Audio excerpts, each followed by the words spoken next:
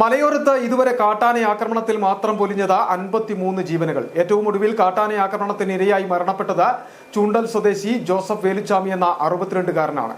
നിരവധി ആളുകളുടെ ജീവനെടുത്ത ചക്കക്കൊമ്പൻ അടക്കമുള്ള കാട്ടാനകൾ ഇപ്പോഴും നാട്ടിൽ നാശം വിതച്ച് വിലസുമ്പോഴും ശാശ്വതമായ കാട്ടാന പ്രതിരോധം പ്രഖ്യാപനത്തിൽ മാത്രം ഒതുങ്ങുകയാണ്.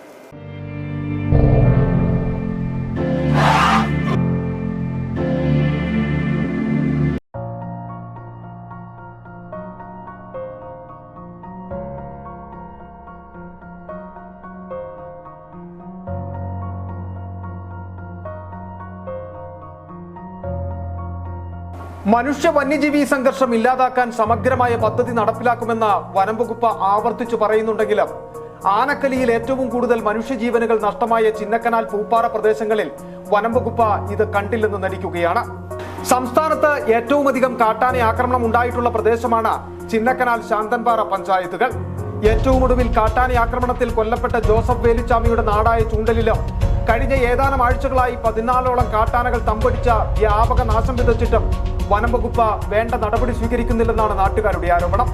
കൊലവിളിയുമായി കാടിറങ്ങുന്ന കരിവീരന്മാർ 1.5 പതിറ്റാണ്ടിനിടെ ഹൈറേഞ്ചിൽ അപഹരിച്ചത് 53 മനുഷ്യജീവനുകളാണ്.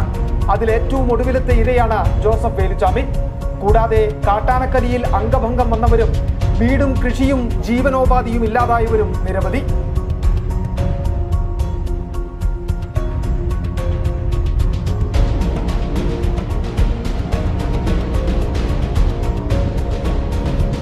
കാട്ടാന ആക്രമണത്തിൽ ആർക്കെങ്കിലും ജീവൻ നഷ്ടമാകുമ്പോൾ ജനപ്രതിനിധികളും വനംവകുപ്പ് ഉദ്യോഗസ്ഥരും ഓടിയെത്തി നാട്ടുകാർക്ക് വാഗ്ദാനങ്ങൾ നൽകും.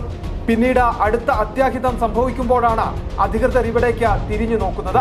കാട്ടാന ആക്രമണം തുടരുമ്പോഴും വനംവകുപ്പ് ഇതിന് ശാശ്വത പരിഹാരം കാണാൻ കഴിയാതെ പരാജയപ്പെടുന്ന സാഹചര്യമാണ് ഹൈറേഞ്ചിലുള്ളത്. City vision Pooppara.